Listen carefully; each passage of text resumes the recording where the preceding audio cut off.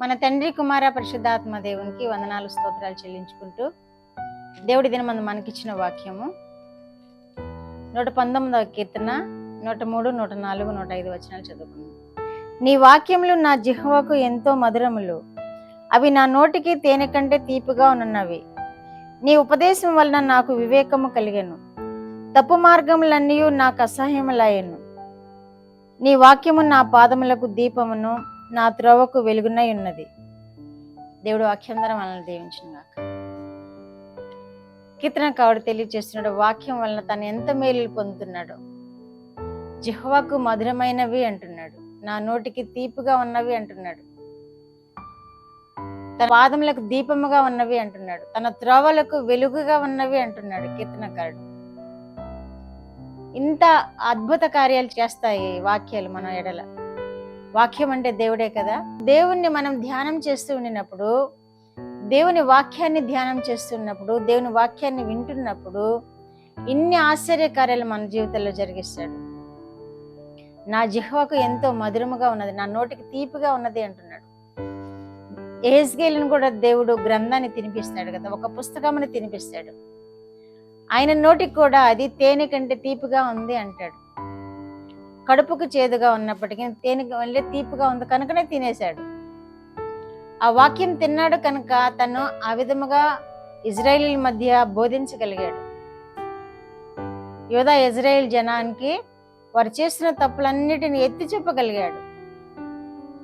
ఆయన పాదములకు దీపముగా ఉంది వాక్యం, ఆయన తిన్నాడు కనుక. అలాగే మనము కూడా వాక్యాన్ని భుజించాలి. ఎట్లా భుజించాలి అంటే ధ్యానం చేస్తూ. వాక్యం ధ్యానం చేస్తూ ఉండినప్పుడు మన పరిశుద్ధ ఆలయంలో ప్రవేశించి మనం వాక్యం వింటున్నప్పుడు, వాక్యమందు మనసు పెట్టినప్పుడు ఆ వాక్యం మనకి నోటికి తీపిగా ఉంటుంది, మన జిహ్వకు మధురంగా ఉంటుంది, మన పాదములకు దీపముగా ఉంటుంది, మన త్రోవకు వెలుగుగా ఉంటుంది, మన జీవితం అంతటిని క్షేమంగా నడిపిస్తుంది వాక్యం. అందుకని మందిరాల్లో చేరినప్పుడు వాక్యం వినాలి, మందిరాల్లో చేరినప్పుడు వాక్యం ధ్యానించాలి. మనం ఇంట్లో వాక్యం చదివినా, కుటుంబ ఆరాధనలో వాక్యం చదివినా, ఏవైనా బహిరంగ కూడికల్లో వాక్యం వింటున్నా కానీ వాక్యం మన హృదయంలో ప్రవేశించే విధముగా వాక్యం మీద మనం ధ్యాస పెట్టినప్పుడు ఆ వాక్యం మనల్ని ఈ విధముగా నడిపిస్తుంది, మనకు ఆలోచన చెబుతుంది, మనల్ని శ్రేష్టమైన మార్గంలో నడిపిస్తుంది. మనము ఎదురుబొక్కు తగిలి పడకుండా దీపముగా ఉంటుంది, మన పాదము ముళ్ళ మీద పడకుండా దీపముగా ఉంటుంది. ముళ్ళు అంటే మనం నడిచే దారిలో ముళ్ళు ఉండటం మాత్రమే కాదు, మన జీవితంలో జీవించే విధానంలో అనేకమైనవి ముళ్ళులాగా కనిపిస్తాయి, మనకి ముళ్ళులాగా గుచ్చుకుంటూ ఉంటాయి. వాక్యాన్ని మనం ధ్యానించి వాక్యాన్ని మన హృదయంలో భద్రం చేసుకున్నప్పుడు ఆ ముళ్ళ మీద పడనే పడం, మన అడుగు ముళ్ళ మీద పడనే పడదు. ఎందుకంటే వాక్యం మనకి దీపంగా ఉంటుందని దేవుడు వాగ్దానం చేస్తున్నాడు కదా. ఇక్కడ కీర్తనకారుడు నీ వాక్యం నా పాదములకు దీపమును, అది నా త్రోవకు వెలుగునై ఉన్నది అని తెలియజేస్తున్నాడు కదా.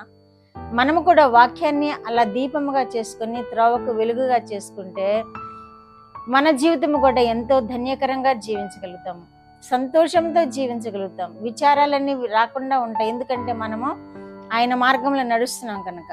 వాక్యమును మన హృదయంలో ఉంచుకొని వాక్యానుసారముగా మనము జీవించినప్పుడు దేవుడు మనల్ని బహుగా ఆశీర్వదిస్తాడు. నీ వాక్యము నాకు వివేచనను అనుగ్రహించాను అంటున్నాడు. తప్పు మార్గములన్నిటినీ విడిచిపెట్టడానికి వాక్యం కారణమైంది అంటున్నాడు. వివేకము కలుగుతుంది వాక్యం చదవడం వలన, వాక్యాన్ని ధ్యానించడం వలన, వాక్యం వినడం వలన దేవుడు మన హృదయాలను మారుస్తాడు, వివేకంతో నింపుతాడు, జ్ఞానంతో నింపుతాడు, తప్పు మార్గాలన్నీ విడిచిపెట్టే విధముగా ప్రేరేపిస్తాడు దేవుడు మనలో ఉండి. కనుకనే ఈ వాక్యాలను వింటున్నప్పుడు, వాక్యాలను ధ్యానిస్తున్నప్పుడు మనసు పెట్టి చదవాలి, మనసు పెట్టి వినాలి. యథాలాపంగా వింటే అది మన హృదయంలోనికి ప్రవేశించదు. యథాలాపంగా చదవాలి కాబట్టి చదివేస్తూ ఉంటే అది మన హృదయంలోనికి ప్రవేశించదు, మనకి ఆశీర్వాదకరంగా ఉండనే ఉండదు. కనుక మందిరాల్లో చేరినప్పుడు వాక్యమందు శ్రద్ధ కలిగి ఉందాము. మందిరంలో చేరి వాక్య ధ్యానం చేస్తున్నప్పుడు వాక్యాలు విందాము, చదువుదాము, ధ్యానిద్దాము. మన నోటికి తేనె కంటే మధురంగా ఉంటాయి అవి, మన జిహ్వకు మధురంగా ఉంటాయి అవి, రుచినిస్తాయి అన్నమాట. రుచిగా ఉంటాయి, మన నోటికి తేనెగా ఉంటాయి. కనుక ఈ వాక్యాలను మనం విందాము. పరిశుద్ధ ఆరాధనలో పాల్గొన్నప్పుడు వాక్యాలను మనం ధ్యానిద్దాము. మనకు మార్గమై ఉన్న దేవుణ్ణి మనము ధ్యానించినప్పుడు మన మార్గములన్నిటినీ ఆయన సరళం చేస్తాడు. మనకు త్రోవ చూపించే దేవుణ్ణి మనము ఆధారం చేసుకున్నప్పుడు వాక్యాలను మన త్రోవలన్నిటినీ ఆయన కాపాడుతూ ఉంటాడు. మన మార్గములలో ఏ ప్రమాదం లేకుండా కాపాడుతూ ఉంటాడు. మన జీవితాలను ఆయనకు సమర్పించుకున్నప్పుడు తప్పక ఆయన మన ఎడల శ్రద్ధ కలిగి ఉంటాడు. మేలులతో మనల్ని తృప్తిపరుస్తాడు. అట్టి కృప మనం పొందుకుందాం గాక. ప్రార్థన. మా దేవా, మా ప్రియ పరలోక ప్రభువా, మీ పరిశుద్ధ పాదములకు వందనాలనైనా. మీ వాక్యముని వినడం వలన, మీ వాక్యమును ధ్యానించడం వలన, మీ వాక్యము చదవడం వలన మాకు ఎన్ని మేలులను అనుగ్రహించారో మాకు చూపించిన దేవా మీకు వందనాలు ప్రభువా. వింటున్న బిడ్డలు కూడా వాక్యం ధ్యానించినైనా వారి హృదయాలను మా ప్రభువా మీలో కట్టుకుని ప్రభువా మీ యందు ఆనందిస్తూ శ్రేష్టమైన జీవితాలు జీవించే కృప వినిచిన బిడ్డలందరికీ అనుగ్రహించమని, మందిరాల్లో చేరినప్పుడు ప్రభువా వాక్యమును పెడచెవిన పెట్టగా శ్రద్ధగా వాక్యమును విని వారి హృదయాల్లో భద్రం చేసుకుని వారి జీవిత కాలంలో వాక్యం ద్వారా మేలు పొందినట్లుగా వినిచిన బిడ్డలందరినీ మీరు విశేషంగా ఆశీర్వదించమని యేసుక్రీస్తు వారి పేరిట ఈ మనవులు మీ పాదముల యొద్ద వేడుకుంటున్నాను పరమ తండ్రి. ఆమేన్.